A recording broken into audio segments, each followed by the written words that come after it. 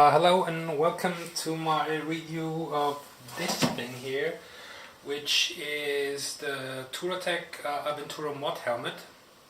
And just to get any confusion out of the way, this in essence is a Schubert E1 with just some minor modifications. So what are the differences? The main thing is the chin piece is different, but essentially it's just glued on, so it might look different, but there really is no change to the shell here. So this is just glued on, and if you look at the E1, it's the same thing minus just this black piece here. The other thing that's different is this little plastic thing here, which is meant to hold the strap of your goggles if you choose to use them. So with that being said, what it is a flip-up helmet.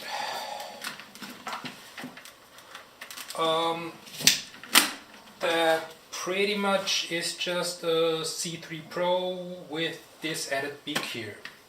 Other than that, as far as protection goes, I think they are exactly the same. Price-wise, this is, I think, €100 more expensive than the Schubert version. I'll just give you a quick breakdown how it handles in practice. So there's a couple of things with this. First of all, the peak here. It looks nice, it does keep out the sun at times, but it's also kind of flimsy. Unlike the traditional Enduro helmets which have the peak, it's only attached at 2 points, to the left and the right, but it's not attached at the top here. So as you can see, yeah, this is if you get a lot of buffeting from your windscreen or when you're riding, this thing swings around quite a bit. So it's not a major problem, but it's a bit annoying at times. The other negative thing for me, just like with every other helmet that has had a pin lock screen, I never got those to work 100%. There's always some fogging up when the weather is really cold, so I'm talking 0 degrees centigrade here. It's always fogging up in this and this area. I've had this problem with pretty much every Schubert helm I have owned so far. It's been the same with the S1, it's been the same with the C3. I've changed the screen, I've changed the pin lock screen. The problem just stays the same. There's really nothing I can do about it, and at this point I just about have given up on it. Yeah, if you want to attach a camera, as you can see here, I've attached a GoPro mount on the side. You probably won't be able to attach it at the top. The reason is when the helm flips up, the peak flips up as well, and you'd have to put the camera back here to actually get a mounting point that's on the way of the peak, and yeah, it's too far back to get a decent angle. And if you're thinking about attaching it to the peak itself, also won't work because the thing, as I mentioned before, is shaking very badly when it's windy. So much for the negative parts. The good part is it has great ventilation in summer and in winter. This thingy here lets you effectively regulate which direction the airflow from the front takes inside the helmet. So when it's up, it goes upside towards your eyes. So if you're wearing glasses like me that fog up from time to time, you can just flip this up and you'll have the cold air stream into your glasses and the fog will go away. Otherwise, if you put it all the way down, it's blowing right around the chin area. This is the front ventilation, it's on and off. On that there's the top ventilation, which also works fairly decent. There's exhaust vents here. The helm isn't the most quiet. It comes with this little piece here that goes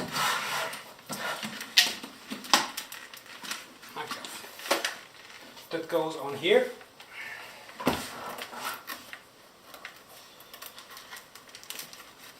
Like that.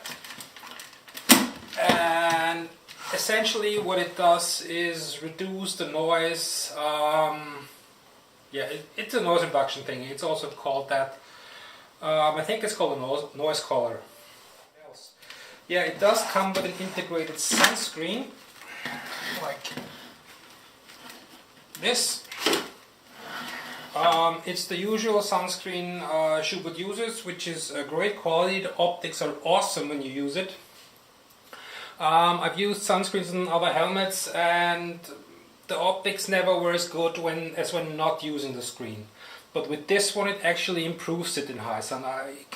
It may sound weird, but I get the feeling that I can see better with my glasses and the screen than just my glasses.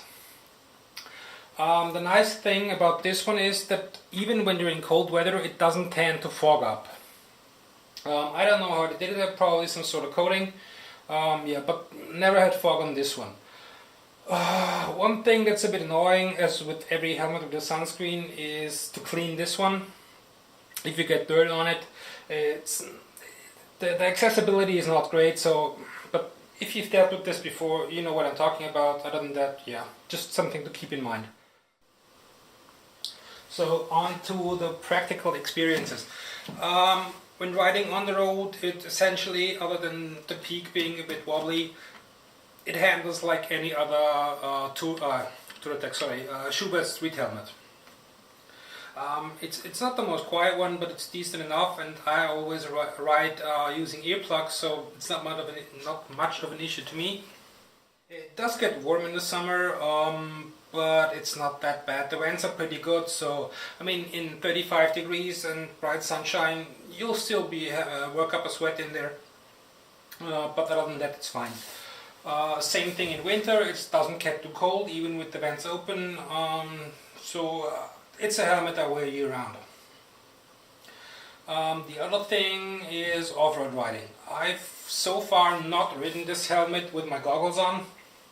I've only always used either the screen or just the sunscreen. I'm not really sure how this would work out with goggles. I mean, if you look at this mechanism, you'd have to put the strap back here to go around the back. Not a big fan of this one, but it's not what I bought it for. Essentially, it's very heavy.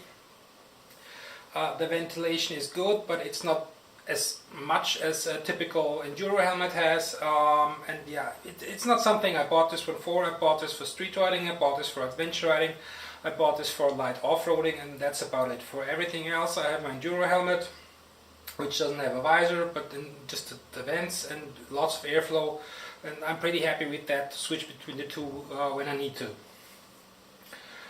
So yeah, in the essence it's a very expensive helmet. It costs around 650 euros I think at the moment. The Schubert version, as I mentioned initially, is a bit cheaper. If you want to shell out the extra money for the Touratech branding and the different chin piece, it's up to you, I guess. I didn't like the look of the E1. It just looks like a typical street helmet with just the peak slapped on, and this does look a bit more enduro-like, and we all know, whether we like to admit it or not, we pay some attention to those things. So yeah, in conclusion, it's an expensive piece of gear, but it'll last you a long time, just like everything else from Schubert will, I guess. So yeah, that was my first review ever, so I hope you enjoyed it. If you have any questions, post them below and I'll try to answer them to the best of my knowledge.